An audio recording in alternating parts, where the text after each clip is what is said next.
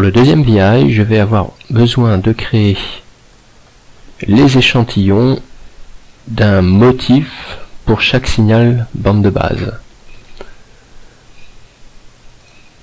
Les entrées sont les suivantes. Je dispose du débit binaire en baud, de la fréquence d'échantillonnage en Hertz, de l'amplitude du motif, je vais appeler A en volts, et enfin le type de codage bande de base que je vais utiliser, et pour cela je vais prendre une variable de type enum. Cette variable indiquera le type de motif. On édite les éléments, il y en a 3, à savoir non retour à 0 NRZ, RZ50 et Manchester.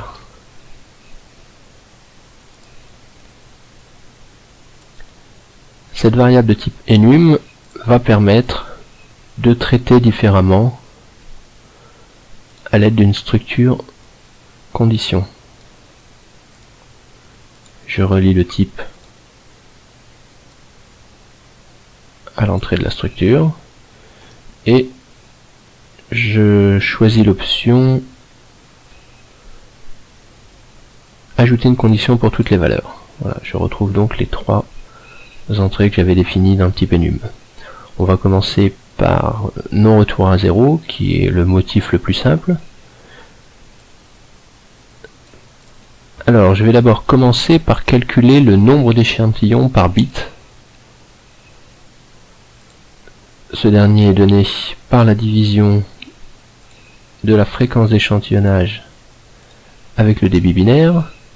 Pour obtenir un entier, je vais forcer la conversion en entier sur 32 bits. Et cette valeur va ensuite servir à créer les échantillons. J'en profite pour l'afficher. Puisqu'il s'agit ici d'une sortie demandée pour ce VI. Nombre d'échantillons par bit.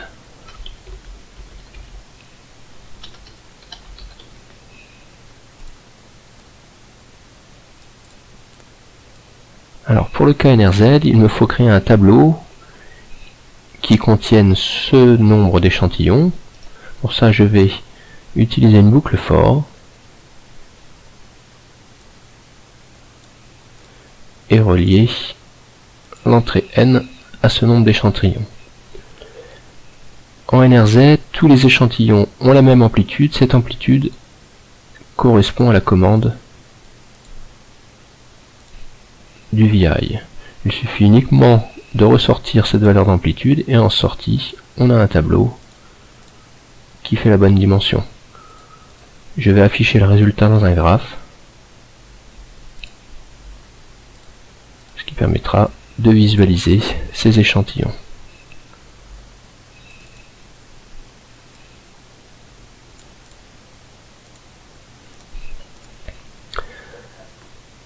Le cas NRZ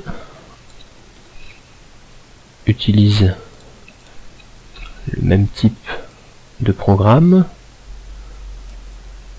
c'est-à-dire que j'ai besoin de ce même nombre d'échantillons à générer. L'amplitude, cette fois-ci elle n'est pas directement reliée à la sortie. Je vais devoir avoir 2 cas à traiter, à savoir lorsque je suis sur la première moitié du tableau ou lorsque je suis sur la deuxième moitié du tableau.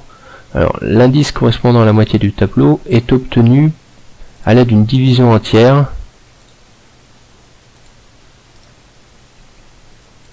ici réalisée avec n. Et si je compare ce résultat avec l'indice courant, lorsque l'indice courant est plus petit que le résultat, c'est que je suis au début du tableau, et dans ce cas-là, l'amplitude de sortie est A. Lorsque ce n'est pas le cas, pour le cas faux, l'amplitude de sortie est égale à 0. Je peux terminer maintenant le cas NRZ, RZ50 de cette manière. Pour le cas Manchester, c'est quasiment le même, à la différence que pour la deuxième partie du tableau, ce n'est pas 0 volt, mais l'inverse de l'amplitude qui doit être sortie. Et voilà, les 3 cas sont maintenant traités. Il reste à réaliser quelques tests en donnant des valeurs par défaut, 1000 bauds, 40 kHz, une amplitude de 1 volt, NRZ, je place la sortie ici,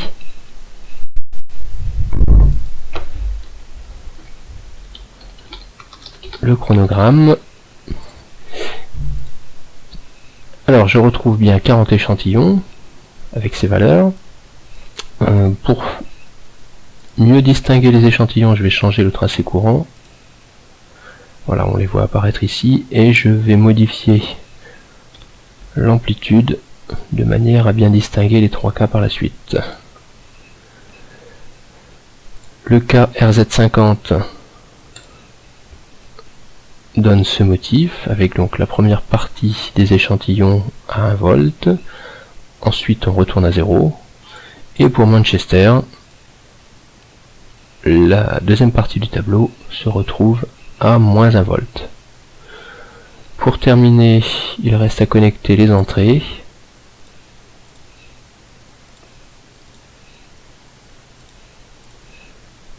Et les deux sorties.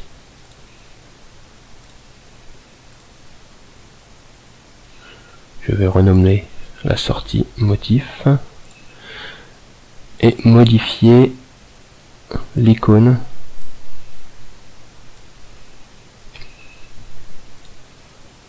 de ce bloc.